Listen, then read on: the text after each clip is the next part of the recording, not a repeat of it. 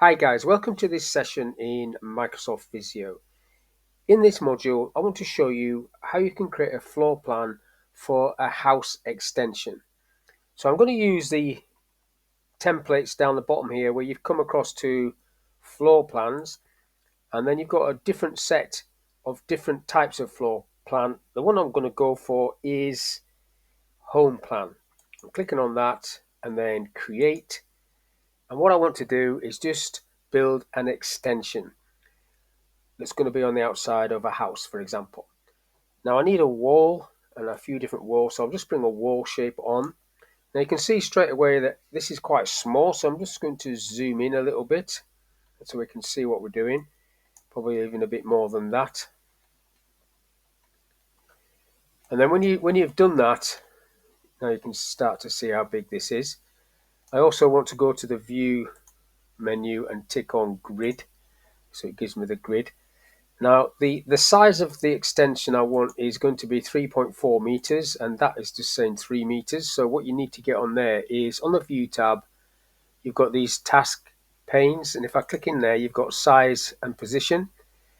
And in there, you've got the length. So this is going to be 3.8, I think it is, meters. 3.8 meters. You can put millimeters if you want, but that's what that is now, 3.8 meters.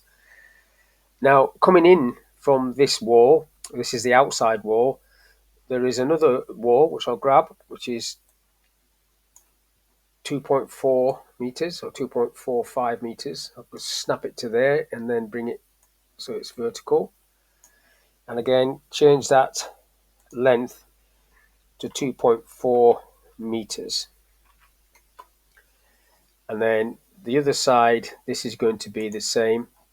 I'll just do Control D for that, which is duplicate, so I can just get a copy of it. Snap it into place, and then the same on this one, Control D, duplicate, then you don't have to do anything other than that, and snap that into place. So that's just the outside shape of it, but now I've got to put windows and doors in. So there's the doors and there's a window.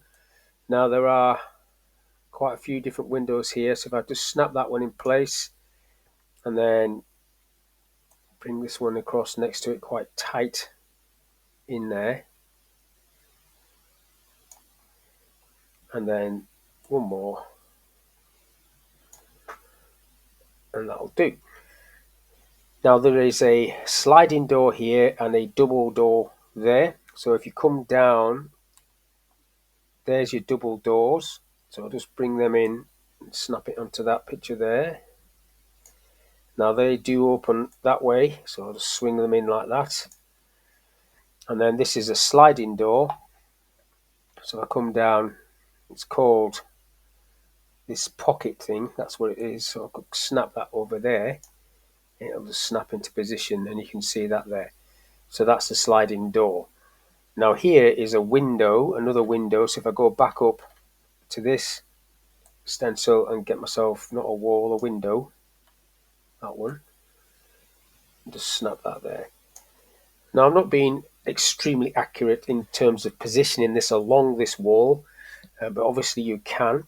And now in the stencils that you've got here, further up, you've got all of this like garden, furniture, electric and telecom. So there's quite a few plug sockets in here I could put in there, different measurement tools. So let's go for this. So if I sit this over here, this is going to give me the measurement of wherever I put this. If I base it down the bottom here and spin that bit round and push it to the top, it'll sort of give me the measurement of that wall. And you can pull it out a little bit.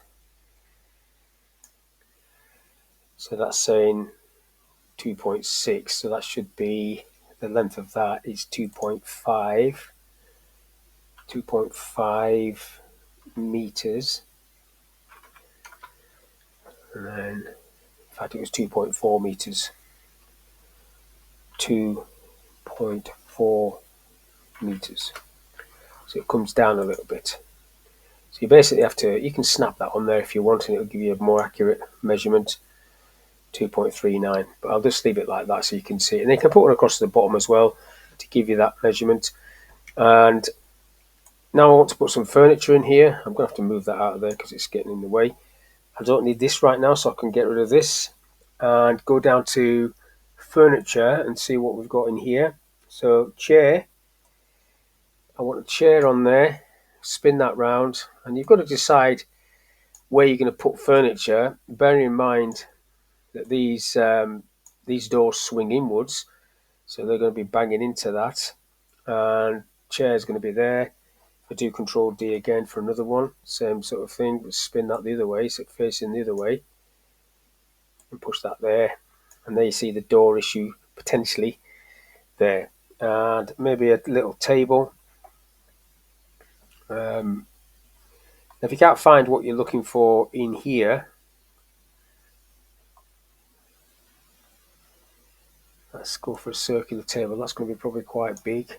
Get my size and position window, so height, width.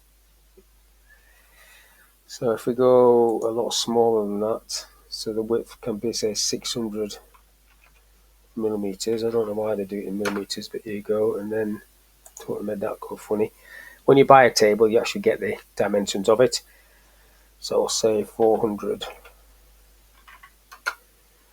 Okay, totally made up measurements, but I'll just sit that there so you can see how that works.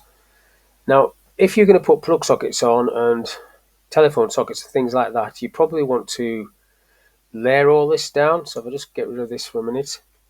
So if I click on the walls like this, so if I've got all the walls highlighted, you've got layer properties, and you've got assign to a layer. So assign to a layer. So if I create a new layer in here, just call it Sax. So I'm assigning this to it. Okay, I've already got one called Saxo. And then okay, and then you go into layer properties, and then you can see that layer Saxo, and you can lock it, for example. Lock it. Okay. So that should now stop me moving that layer. I can still move the furniture because I didn't have those two selected. And the table as well I can still move. So if you're going to put plug sockets in, once you've put them on, you probably want to make sure it's part of a layer and so nothing moves. But don't do any of that unless you're absolutely certain that everything is in position.